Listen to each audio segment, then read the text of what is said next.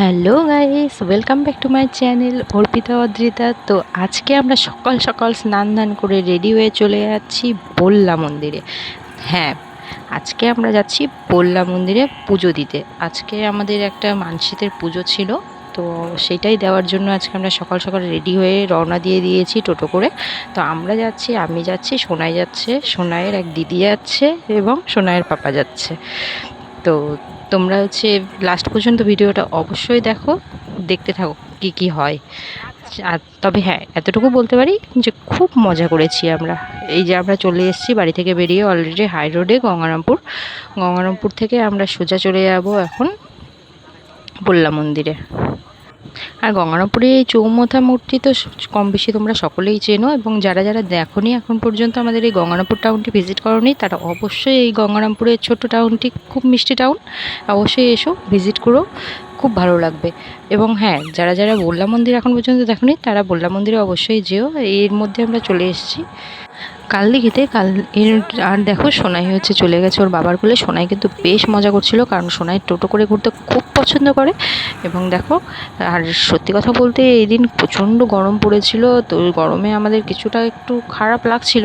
তবে হ্যাঁ, টোটোর হাওয়াতে বেশ আরামও লাগছিল। আর দুই পাশে গাছগুলো থাকাতে কিছু কিছু জায়গায় ঠান্ডা, আবার কিছু কিছু জায়গায় গরম, তো দুই রকম ওয়েদারই অনুভব করেছি যেতে যেতে।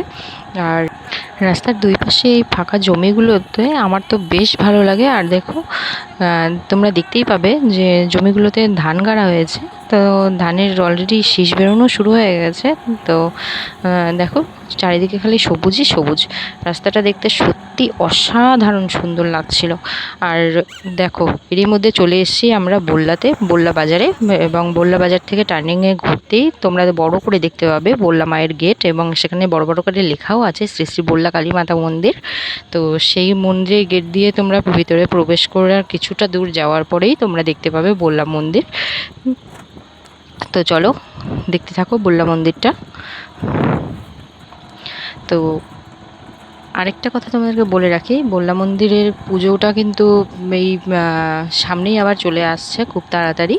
তো তোমরা যারা যারা এখন পর্যন্ত বল্লা মন্দিরের পুজো দেখোনি, তারা তারা অবশ্যই কিন্তু এসো বল্লা মন্দিরের পুজো দেখতে। আর মেলাটা সত্যি বিশাল বড় হয়, আর খুব বেশ আনন্দ হয়। আর দেখো, কথা বলতে বলতে চলেও এলাম বল্লা মন্দিরের সামনে। এইটা দেখো, বল্লা মন্দিরের পেছনেই ঠিক রয়েছে বল্লা হাই স্কুল। তো বল্লা হাই স্কুলটা আমি জানতাম না এখানে আছে, তো আজকে আমি প্রথম দেখলাম। তো এর আগেও বল্লা মন্দিরে এসেছি, না আসা না, বল্লা মন্দিরে এক দুইবার এসেছি, তবে মেলার সময় তো অতটা বুঝতে পারিনি।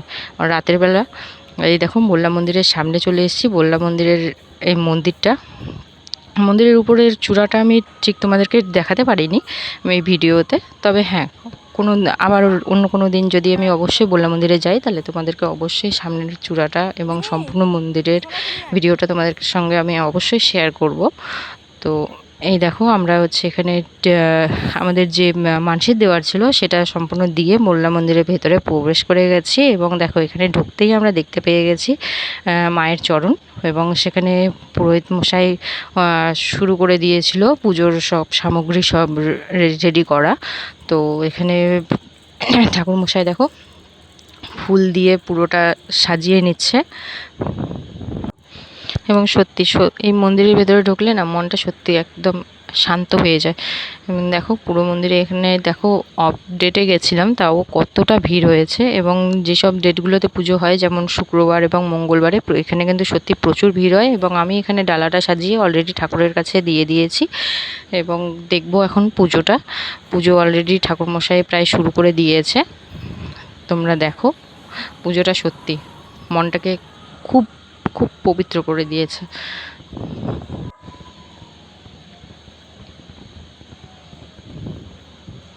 এবং মোল্লা মন্দিরে দেখো, বাইরে থেকে যে চূড়াটা দেখা যায় এবং ভেতর দিক থেকে ঠিক এইরকম দেখতে। আমি এটাকে একটু ক্যাপচার করার চেষ্টা করেছি।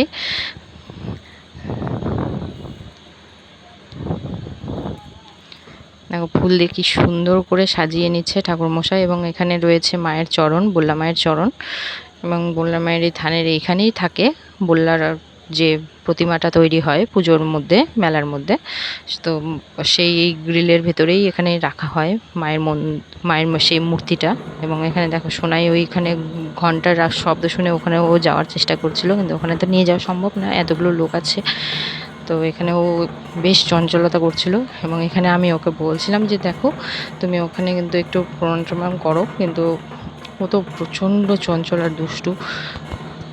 ও কিন্তু কিছুতেই আমাদের কোনো কথাই শুনছিল না, এবং আমি এখানে ওর পেছনে না লেগে এখানে পুজোতে মন দেওয়ার চেষ্টা করছিলাম।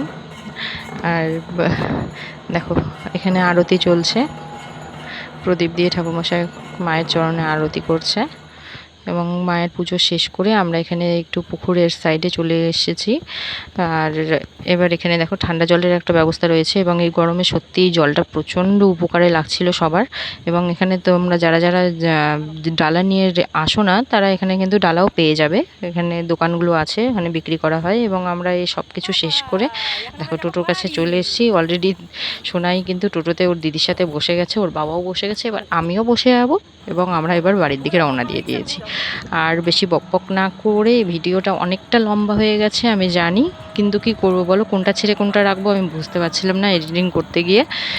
তো যারা যারা আমার এই ভিডিওটি অবশ্যই পছন্দ করেছো, তারা তারা অবশ্যই লাইক, কমেন্ট এবং শেয়ার করো। এবং আর তোমরা অবশ্যই আমাকে কমেন্টে কিন্তু লিখে জানাবে তোমরা যে কারা কারা বল্লা মন্দিরে গেছো এখনও পর্যন্ত, আর বল্লা মন্দিরে পুজোর সময় মানে মেলার সময় কারা কারা গেছো। তো চলো বেশি বকবক না করে আজকের মতো টাটা।